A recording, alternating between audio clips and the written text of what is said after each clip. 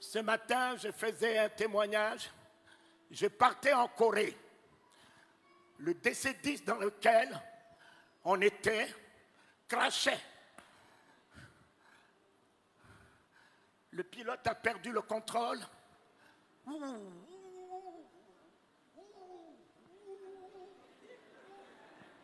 On entend dans l'avion, je vous salue Marie, je vous salue Marie, je vous salue Marie. Des prières partout. Les hôtels, tout le monde par terre. Un petit sommeil m'a pris. Et ce petit sommeil m'a permis de voir un ange debout sous l'avion, tenant l'avion par un seul doigt. Un DC-10 où on était 500, tenant l'avion par un seul doigt. Un autre ange sur l'avion, il a déployé ses ailes, assurant la sécurité de l'avion. Je me réveille et je chante. À toi la gloire, ô ressuscité, à toi la victoire pour l'éternité. À toi la gloire, ô ressuscité. À toi la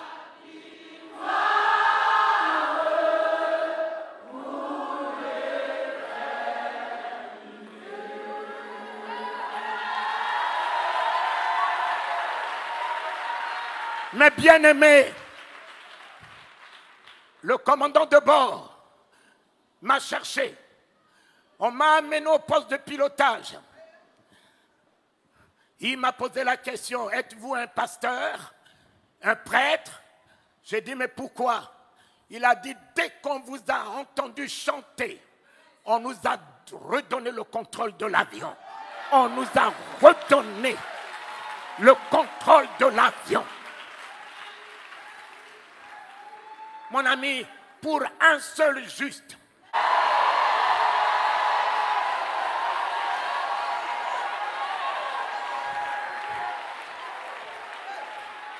tu es le seul juste dans ta famille.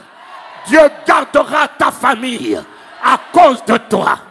Dieu préservera ton foyer à cause de toi. Dieu préservera tes entreprises à cause de toi. Soit la grâce de ta famille, soit le salut de ta famille, soit la victoire de ta famille, soit la bénédiction de ta famille, soit la bénédiction des nations. Oh Éternel, pour un seul juste, on était 500 dans ce DC-10. Et ils m'ont retenu par peur dans la cabine.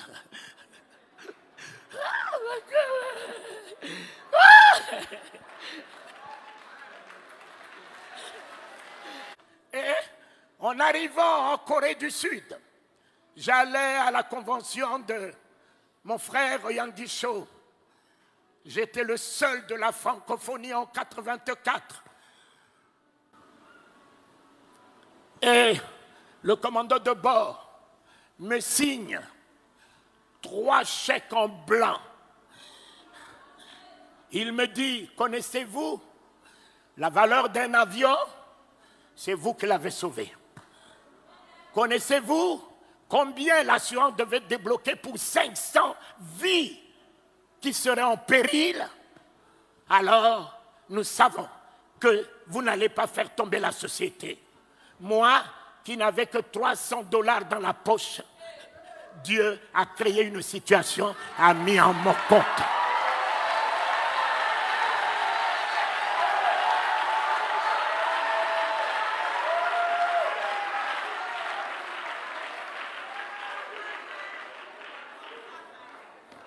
Dieu a créé une les situations.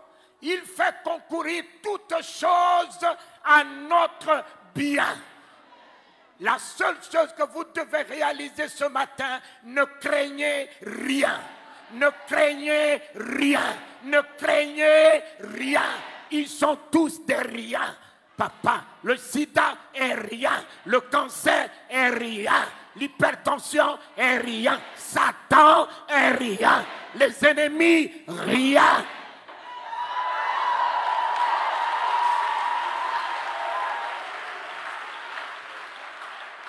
C'est la peur.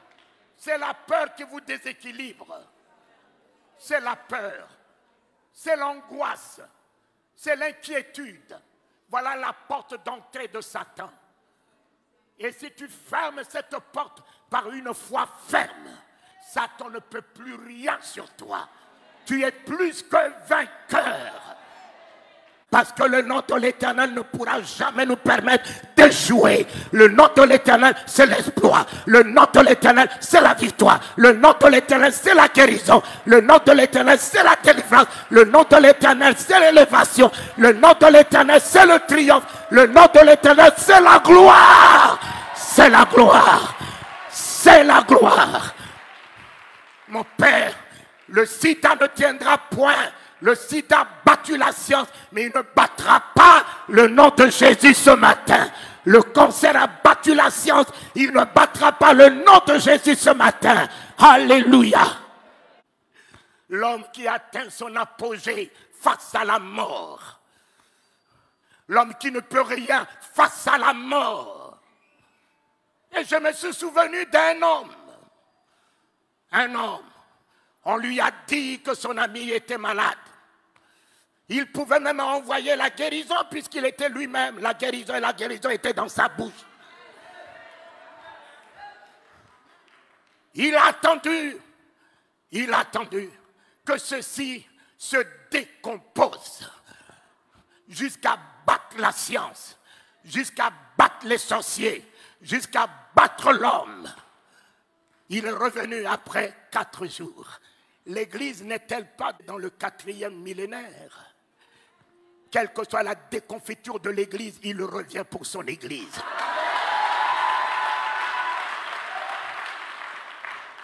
Le 4e jour s'annonce. L'Église ne sera pas ravie dans cette déconfiture. L'Église sera ravie dans la gloire, dans l'autorité, dans la puissance. Lorsque l'Église revêtira toute son autorité capable de changer les événements, de changer les circonstances, d'appeler à l'existence ce qui n'existe pas, de faire fléchir les genoux des sorciers, des augures, des magiciens, relever les défis des maladies incurables, alors c'est à ce moment qu'il reviendra chercher l'Église pour que l'Église laisse un trou dans le monde.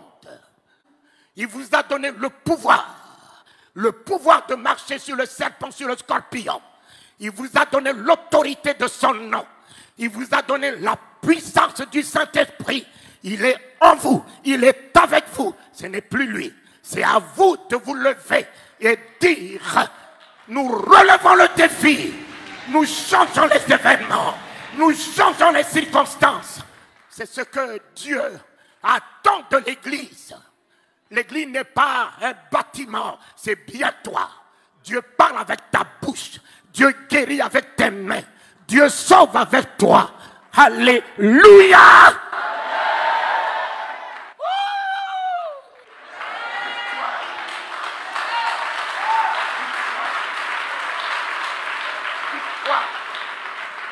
Victoire! Victoire! Un homme est venu au chevet de son ami. Il n'avait que la parole. Marthe, montrez-moi là où vous l'avez mis. Seigneur, ne va pas là-bas, il est pourri. Lazare dort. Lazare dort. Quel langage! Quel langage! Nous étions là. Nous l'avons vu mourir. Quel est le genre de ce prophète? Il n'était pas là. Il vient nous dire que Lazare dort. Il dort où? Mon ami, la foi a un langage.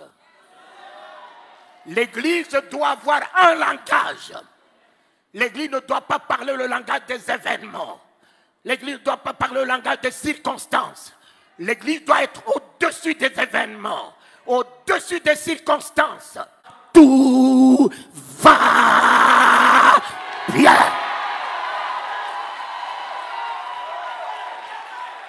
Mon fils, l'Éternel est notre victoire, papa. David l'a engagé.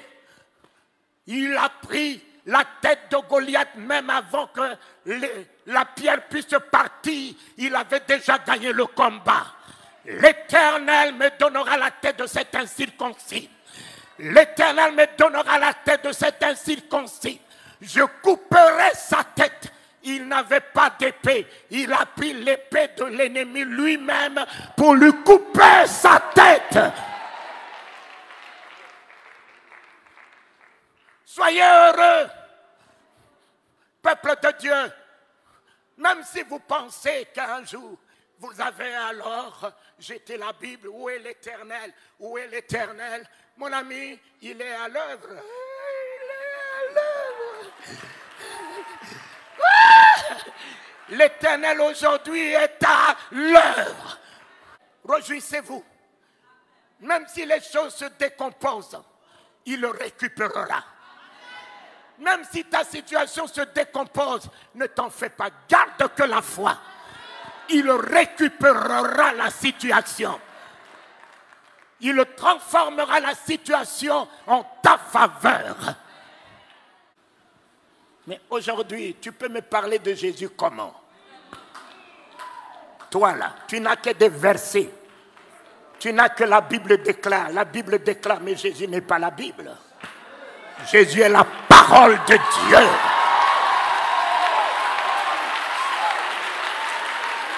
Jésus n'est pas la Bible.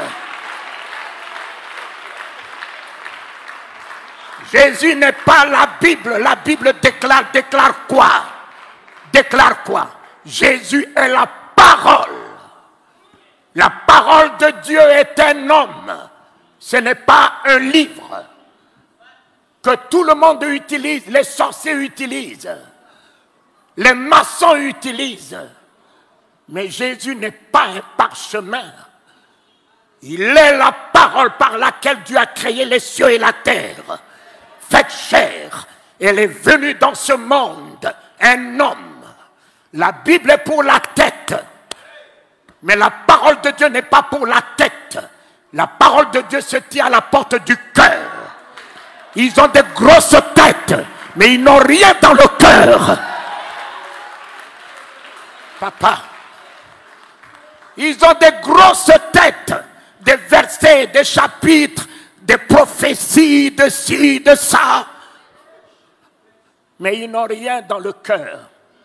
Mon ami, le jour où la parole de Dieu rentre dans ton cœur, tu n'as plus de place pour la haine. Tu n'as plus de place pour la rancœur. Tu n'as plus de place pour la colère. Tu n'as plus de place pour l'hypocrisie. Tu n'as plus de place pour parler du mal de quelqu'un. Tu n'as plus de place pour penser du mal de quelqu'un. La parole de Dieu dans mon cœur est l'amour, est la bonté, est la générosité, est l'humilité, est la grâce, est la compassion. La parole de Dieu dans ma vie, dans mon cœur, est la vie,